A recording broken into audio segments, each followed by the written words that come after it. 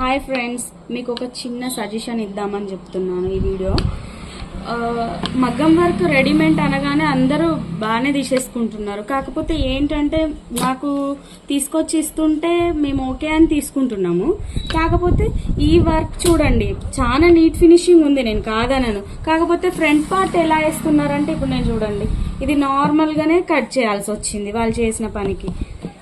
Front part వేద్దామని try చేస్తుంటే left సైడ్కి ఇచ్చారు. లెఫ్ట్ సైడ్కి ఇస్తే నేను ఈ వర్క్ను ఎలా వేయాలి చెప్పండి?